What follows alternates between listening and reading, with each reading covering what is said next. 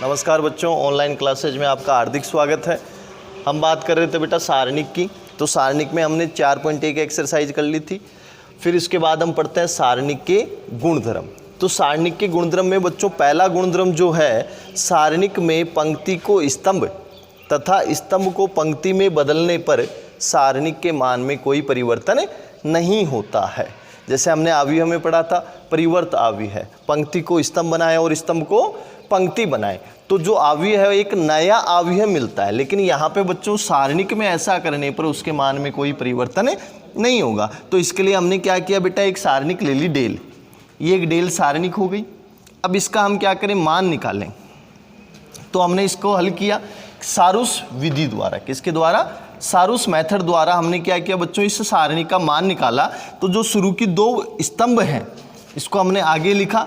फिर हमने अग्र विकर्ण के अवयवों के गुणनफल का योग लिखा। अग्र विकर्ण के अवयवों का गुणनफल a1 b2 c3 a1 b2 c3 plus b1 c2 a3 b1 c2 a3 plus c1 a2 b3। इसमें से अब हम क्या करेंगे बच्चों, माइनस करेंगे पश्च विकर्ण के अवयवों का योगफल b1 a2 c3 b1 a2 c3 a1 c2 b3 c1 b2 a3। अब हमें क्या करना है, हमने दूसरी सारणिक ले ली बच्चों डेल वन। डेल वन में क्या करना है, हमें पंक्ति को स्तंभ बनाना है। तो हमने क्या किया, जो शुरू की पंक्ति है उसको हमने स्तंभ बना दिया, a1 b1 c1, तो इसको हमने स्तंभ बना दिया a1 b1 c1। दूसरी है a2 b2 c2, तो इसको हमने स्तंभ बना दिया। तीसरी है a3 b3 c3, इसको भी हमने क्या किया बेटा, स्तंभ बना दिया। अब इसका हम हल निकालें, तो इसका जो सारणी का मान निकालें तो क्या करेंगे, वही सारूस विधि द्वारा हल करेंगे। तो जो शुरू के दो स्तंभ हैं उसको हमने पीछे की तरफ लिखा। फिर हमने क्या किया बेटा, अग्र विकर्ण के अवयवों का गुणनफल किया a1 b2 c3 a1 b2 c3 plus a2 b3 c1 a2 b3 c1 plus a3 b1 c2। अब माइनस करेंगे पश्च विकर्ण के अवयवों का गुणनफल का योग a2 b1 c3 a2 b1 c3 plus a1 b3 c2 a1 b3 c2 plus a3 b2 c1 a3 b2 c1। अब हमें चेक ये करना है कि इन दोनों का मान समान है या नहीं है। तो देखो मान देखो इसका डेल वन का और डेल का। तो डेल का मान ये आ रहा है a1 b2 c3 a1 b2 c3 plus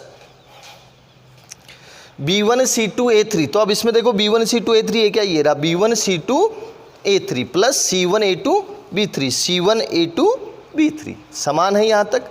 अब माइनस यहाँ चेक करें b1 a2 c3 b1 a2 c3 plus a1 c2 b3 a1 c2 b3 plus c1 b2 a3 c1 b2 a3। तो यहाँ से ये मान लो समीकरण नंबर 1 है बच्चों और ये समीकरण नंबर 2 है। तो यहाँ से हम देख सकते हैं कि डेल किसके बराबर आ गया बच्चों, डेल वन के। तो इसका मतलब जो इस पंक्ति को स्तंभ बनाने पर सारणिक के मान में कोई परिवर्तन नहीं हुआ, दोनों का मान क्या है बच्चों, समान है। अब इसके बाद हम देखते हैं गुणधर्म नंबर 2।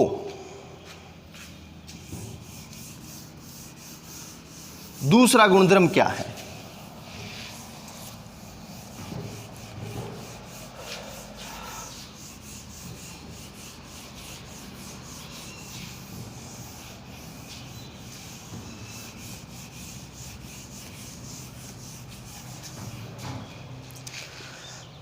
तो गुणधर्म नंबर 2 क्या है बच्चों, देखो सारणिक में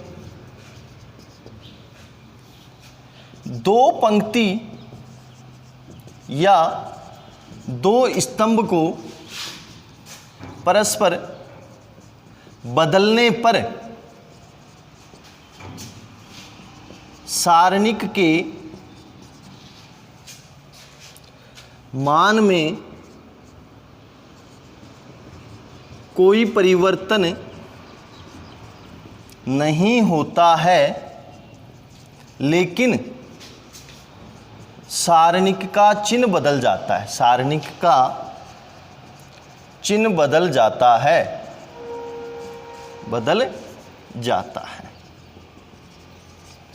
देखो इधर क्या कह रहा है ये बच्चों कि सारणिक में दो पंक्ति या दो स्तंभ को परस्पर बदल दिया जाए तो सारणिक के मान में कोई परिवर्तन नहीं होगा, लेकिन उस सारणिक का जो मान है उसका चिन्ह बदल जाएगा। अगर प्लस का है तो माइनस का आएगा, माइनस का है तो प्लस का आएगा। देखो सॉरी, देखो हमने एक सारणिक ले ली बच्चों del, A1 B1 C1, A2 B2 C2, A3 B3 C3, ये एक सारणिक हो गई बच्चों।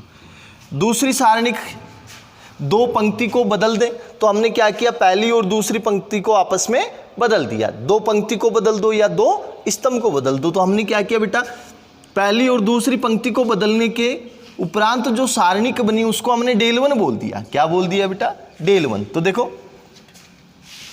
हमने क्या किया बेटा, पहली और दूसरी पंक्ति को बदल दिया, यानी दूसरी पंक्ति को पहली पंक्ति बना दी, A2 B2 C2, A1 B1 C1, A3 B3 C3। तो देखो हमने क्या किया कि अब चेक करते हैं कि इन दोनों के मान में क्या परिवर्तन होता है।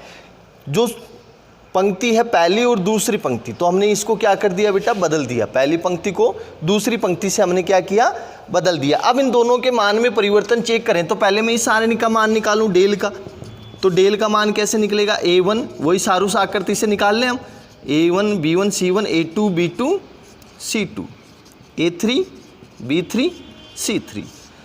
तो क्या करेंगे, शुरू के दो स्तंभ A1 A2 A3 B1 B2 B3 लिखा। अब इसका हल निकालें, तो देखो कैसे निकालेंगे।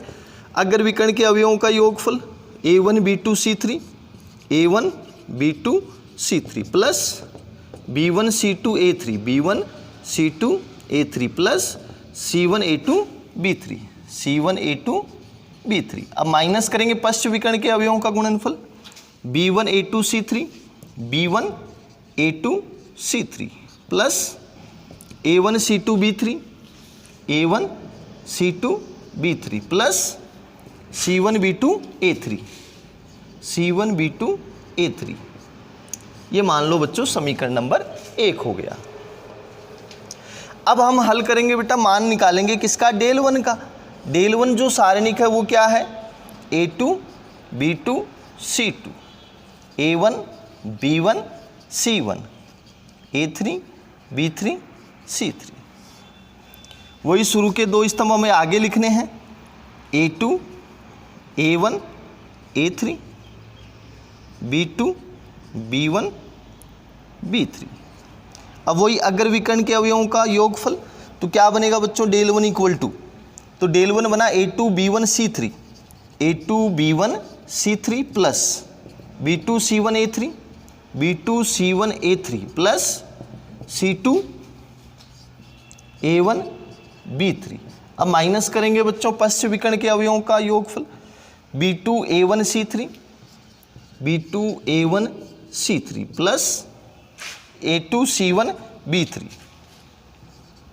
A2 C1 B3 plus C2 B1 A3, C2 B1 A3। अब चेक करो बेटा इसमें कि ये दोनों बराबर है या नहीं है। तो देखो इधर A1 B2 C3, इसमें A1 B2 C3 आ रहा है प्लस B1 C2 A3 आ रहा है। तो चेक करो A1 B2 C3 कहाँ आ रहा है, इसमें आ रहा है, नहीं आ रहा, इसमें है क्या, नहीं है, इसमें नहीं है, कहाँ है, देखो A1 B2 C3, A1 B2 C3 आ रहा है। यहाँ A2 C1 B3, A2 C1 B3 इसमें आ रहा है, B1 C2 A3, B1 C2 A3। अगर इस डेल 1 में माइनस बाहर निकाल लूँ, क्या करूँ बेटा, माइनस बाहर निकाल लूँ। तो देखो माइनस बाहर निकालें इसमें से,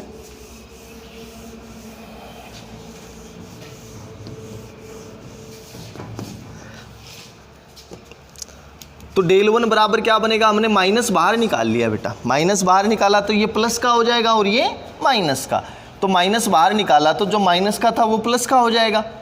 A1 B2 C3 plus A2 C1 B3, A2 C1 B3 plus C2 B1 A3, C2 B1 A3। बेटा घबराने की जरूरत नहीं है, मैंने इसको B2 A1 C3 को A1 B2 C3 लिख दिया। गुणा में है, कोई फर्क नहीं पड़ता, आगे पीछे क्रम का कोई महत्व नहीं है, क्रम विनिमय होता है गुणन। और जो प्लस का है वो माइनस का हो जाएगा, A2 B1 C3, A2 B1 C3 plus B2C1 A3 plus C2A1 B3, C2A1 B3, ये आ गया हमारे पास में। अब चेक करो ये किसका मान है बेटा, समीकरण 1 में देखो ये किसका मान है, डेल का है, तो इसको मैं क्या लिख सकता हूँ, डेल, तो डेल 1 बराबर किसके आ गया बेटा, माइनस डेल के बराबर आ गया। तो इसका मतलब अगर हम किसी सारणिक में दो पंक्ति या दो स्तंभ को आपस में बदल दें तो उसके मान में तो कोई परिवर्तन नहीं होगा, लेकिन उसका चिन्ह बदल जाएगा। अगर प्लस का है तो किसका हो जाएगा बेटा, माइनस का हो जाएगा। अब बात करते हैं तीसरे गुणधर्म की।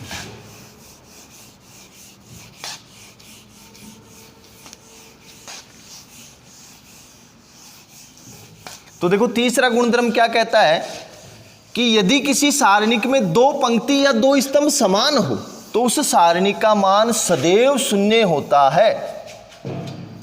गुणधर्म नंबर 3 देखो, यदि किसी सारणिक में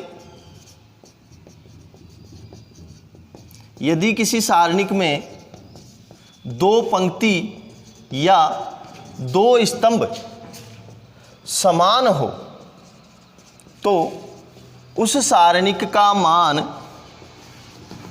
सदैव शून्य होता है। यह है बच्चों तीसरा नियम।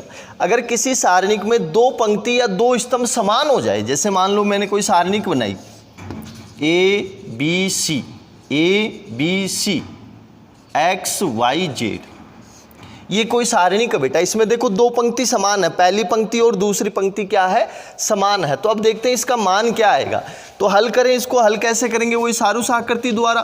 तो ए बी सी प्रसार द्वारा भी कर सकते हो, कोई फर्क नहीं पड़ता, मान में कोई परिवर्तन नहीं होगा, चाहे प्रसार से करें चाहे सारूस आकृति से। एक्स वाई जेड, शुरू के दो स्तंभ हमें आगे लिखने, ए एक्स बी वाई। करना क्या है बेटा, शुरू अगर विकर्ण के अवयवों के गुणनफल का योग a b z plus b C x plus c a y, minus करेंगे बेटा इसमें पश्च विकर्ण के अवयव b a z plus a c y plus c b x.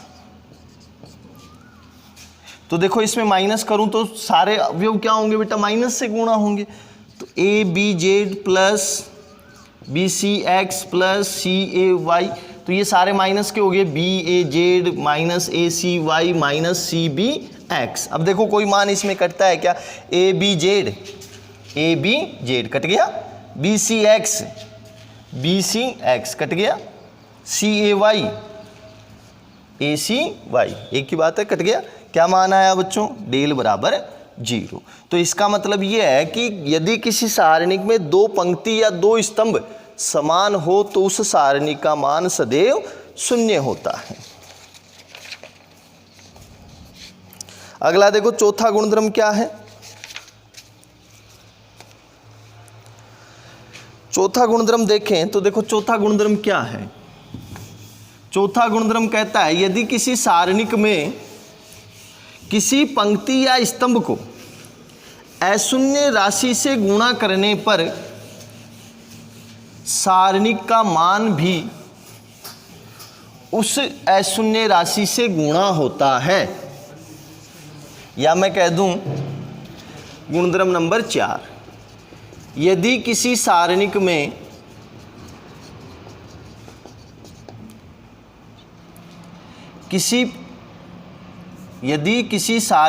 एक पंक्ति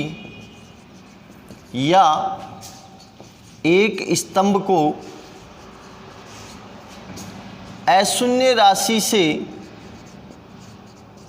अशून्य राशि से गुणा करने पर, यदि किसी सारणिक में एक पंक्ति या एक स्तंभ को अशून्य राशि से गुणा करने पर सारणिक का मान मूल सारणिक तथा अशून्य राशि के गुणनफल के बराबर होता है।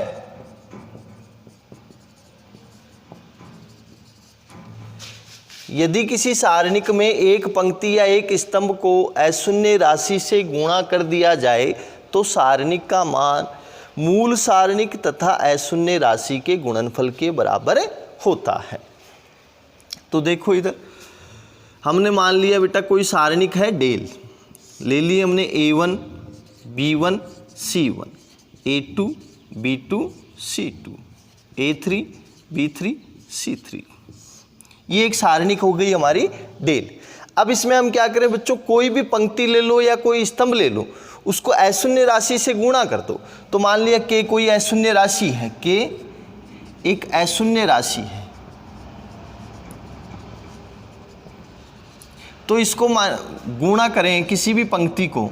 तो हमने क्या किया बेटा, पहले स्तंभ को गुणा कर दिया के से, के A1 के A2 के A3 B1 B2 B3 C1 C2 C3 कर दिया गुणा। तो किसी भी पंक्ति को कर दो या किसी स्तंभ को गुणा कर दो। तो हमने क्या किया बेटा, पहले स्तंभ को के एक अशून्य राशि है उससे गुणा कर दिया, तो एक नई सारणिक बन गई हमारे पास में डेल 1। अब हमें करना क्या है बेटा, इनका मान चेक करना है। क्या करना है, मान चेक करना है। तो देखो इधर पहले इस डेल का मान निकाले हम, कैसे निकालोगे, वही सारूस आकृति द्वारा A1 B1 C1 A2 B2 C2 A3 B3 C3। करना क्या है, शुरू के दो स्तंभ आगे लिखने हैं, A1 A2 A3 B1 B2 B3। गुणा करें अग्र विकर्ण के अवयवों का गुणनफल। तो देखो डेल क्या बना, A1 B2 C3 plus B1 C2 A3 plus C1 A2 B3। इसमें से माइनस करेंगे बच्चों हम पश्च विकर्ण के अवयव, B1 A2 C3 B1 A2 C3 plus A1 C2 B3 A1 C2 B3 plus C1 B2 A3 C1 B2 A3। ये हमने माइनस कर दिया, तो ये हो गई हमारी मान लो समीकरण नंबर 1। अब बात करें बेटा डेल 1 की। अब किसका मान निकाले हम, डेल 1 का। तो देखो डेल 1 क्या है, के A1 के A2 के A3 B1 B2 B3 C1 C2 C3।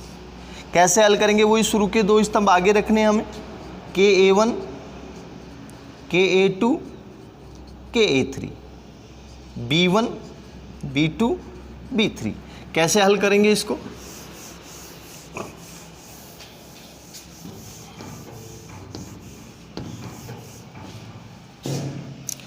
वही अग्र विकर्ण के अवयवों का गुणनफल का योग। तो देखो क्या बनेगा, डेल 1 इक्वल टू डेल 1 हमारा बनेगा के A1 B2 C3 के A1 B2 C3 plus B1 C2 के A3 B1 C2 के A3 प्लस C1 के A2 B3 C1 के A2 B3। अब माइनस करेंगे हम पश्च विकर्ण के अवयव का गुणनफल, B1 के A2 C3 B1 के A2 C3 प्लस के A1 C2 B3 के A1 C2 B3 के A1 C2 B3 C1 B2 के A3 C1 B2 के A3। अब देखो बच्चों इसमें सब में ये गुणा में है सारे, तो देखो इसमें के इसमें भी आ रहा है, इसमें भी के है, इसमें भी के है, इधर देखो इसमें भी के आ रहा है, इसमें भी के आ रहा है और इसमें भी के आ रहा है। तो इन सारे पदों में से हम क्या कर सकते हैं बच्चों, के बाहर निकाल सकते हैं। के हमने बाहर निकाला तो यहाँ क्या बना, A1 B2 C3 plus B1 C2 A3 plus C1 A2 B3 minus इसमें से भी के बाहर निकालेंगे हम, B1 A2 C3 plus A1 C2 B3 plus C1 B2 A3 निकाल लिया हमने बाहर। अब देखो इधर डेल का मान देखो, ये का ये क्या किसका मान है, ये डेल का मान है। A1 B2 C3 A1 B2 C3 B1 C2 A3 B1 C2 A3 C1 A2 B3 C1 A2 B3 आ रहा है। ऐसे ही देखो इधर आ रहा है B1 A2 C3 A1 C2 B3 C1 B2 A3। तो इसको मैं क्या लिख सकता हूँ, इसको मैं डेल लिख सकता हूँ। तो डेल 1 बराबर क्या बना, K इंटू डेल, यानी जो सारणिक का मान होगा वो मूल सारणिक और उस अशून्य राशि के किसके बराबर होगा, गुणनफल के बराबर होगा। तो ऐसे ही हम क्या कर सकते हैं, किसी भी पंक्ति या स्तंभ को गुणा कर सकते हैं। हमने इस पंक्ति स्तंभ को किया, चाहे तो इसको भी गुणा कर सकते हैं या इसको गुणा कर सकते हैं। तो इसका मतलब ये है कि देखो इधर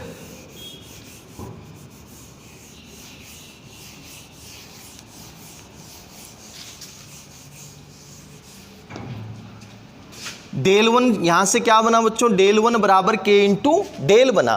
तो कहने का मतलब ये है कि अगर किसी पंक्ति या स्तंभ में कोई अगर अवयव आ रहा है, गुणा हो रहा है, देखो समान अवयव गुणा हो रहा है सबसे, तो इसका मतलब यहां से अगर मैं K बाहर निकालूंगा तो क्या बनेगा, ये डेल 1 बराबर K A1 A2 A3 B1 B2 B3 C1 C2 C3।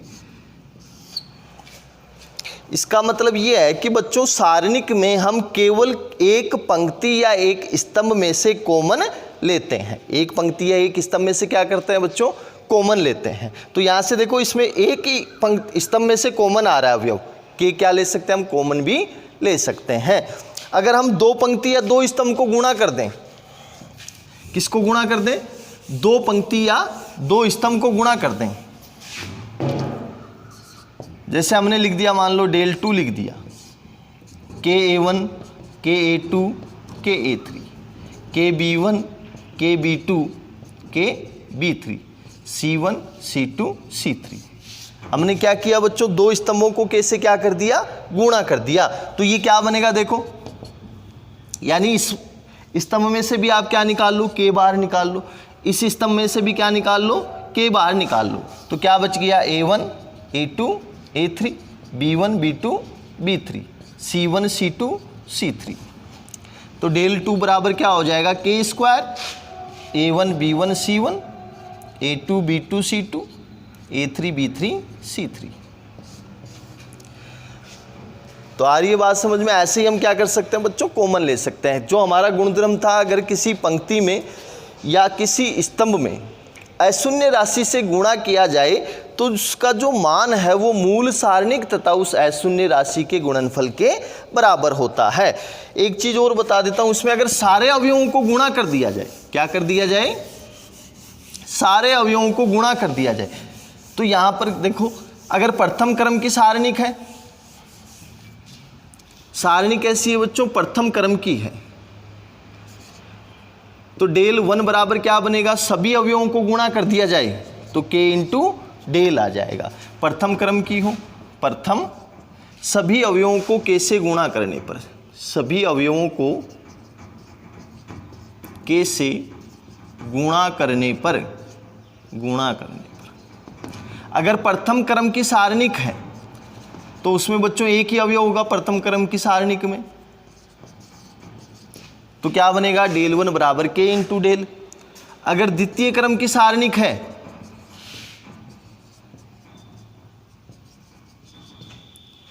तो क्या बनेगा बच्चों, K स्क्वायर इंटू डेल, सभी अवयवों को गुणा करने पर। तृतीय क्रम की सारणिक हो तो डेल 1 बराबर क्या बनेगा बच्चों, K क्यूब इंटू डेल, ऐसे ही चलता जाएगा। चतुर्थ क्रम की सारणिक हो तो डेल 1 बराबर क्या बनेगा, K की पावर 4 इंटू डेल, ऐसे चलता जाएगा। इसमें एक चीज ध्यान रखना है कि अगर सारणिक में जो अवयव हम कॉमन लेते हैं वो किसी पंक्ति या किसी एक स्तंभ में से लेंगे, जबकि अवयव में अगर हम कॉमन लेते हैं या किसी अचर राशि को गुणा करते हैं तो अवयव में तो हम सभी अवयवों को गुणा करते हैं, लेकिन सारणिक में किसी एक पंक्ति या एक स्तंभ को गुणा किया जाता है, या कॉमन ले तो किसी एक पंक्ति या स्तंभ में से कॉमन लिया जाता है। ठीक है, अगले गुणधर्म पढ़ेंगे हम नेक्स्ट वीडियो में। धन्यवाद।